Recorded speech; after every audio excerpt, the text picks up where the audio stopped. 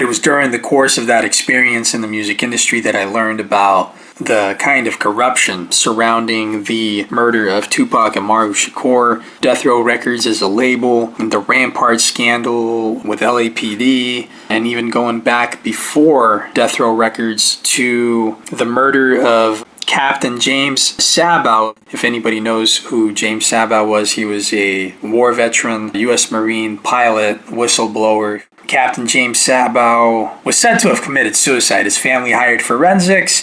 The forensics said, nope, Captain James Sabow did not commit suicide. He was murdered. And then the airbase where he was stationed in El Toro, which is, I believe, in Irvine, California, that was just shut down afterwards because the Department of Defense, the U.S. government, did not want to investigate government's involvement with narcotics trafficking. It just didn't seem plausible. It wasn't important. It wasn't on their priority list. We also had CIA Director John Deutsch, who had met with members of the public, including former LAPD detective Michael Rupert, who had resigned from the LAPD as a result of the corruption surrounding the department. And Michael Rupert had mentioned to former CIA Director John Deutsch sometime in the early 90s, if I'm not mistaken, during this meeting that the CIA was recruiting police officers as human intelligence, but really for the purpose of furthering narcotics trafficking in minority communities. Because nobody is out there in those streets as much as cops are, because who deals with criminals? Cops deal with criminals. So the Central Intelligence Agency, or at least the cabinet within the CIA that nobody wants to talk about, was targeting criminals or people that are criminally inclined.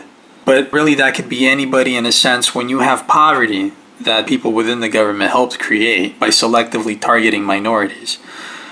It's easy to take advantage of people's hardships that are struggling and suffering because of their environment, and to capitalize on that by making the drug trade and narcotics industry as an option for communities that are not economically viable. They're not well off like other more prestigious communities. Is just outright wrong, and that is not the government's job. The government did this on record, and they did so under the guise of medical research. They're studying human psychology, right? So the way that the government or the Central Intelligence Agency would rationalize this is that nobody's making people use or sell drugs, and we want to learn about human psychology.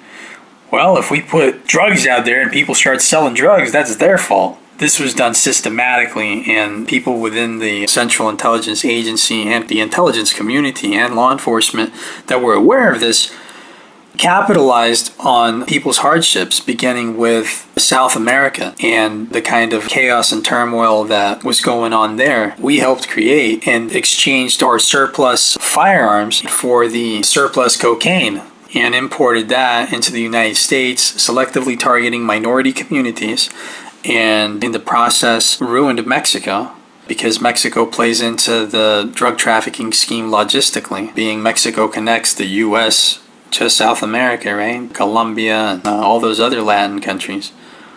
And then we get into Reagan and Oliver North. The government knew what was going on. They knew this, and they were frightened of minorities, and that is the reason why the drug trade exists today, because it is nothing more than guerrilla warfare, simply put. It was their intelligent way of dealing with what they seen as a problem, and to the establishment, that problem was minorities. For example, J. Edgar Hoover, former director of the FBI, was just completely frightened of the Black Panther Party. And he was terrified. Not because they were communists. It has nothing to do with that. These folks were all peaceful and they helped out the community. And why would they be capitalists when capitalism is not inclusive and you have a capitalist system that's only inclusive to certain people that have connections or have a certain social status as it is because they've had a head start? Why would somebody embrace capitalism when they're not included in that? So to completely destroy a community based on your fear of the color of their skin or even ideology, when these were not violent extremists, they were not violent until they had to be on the defense.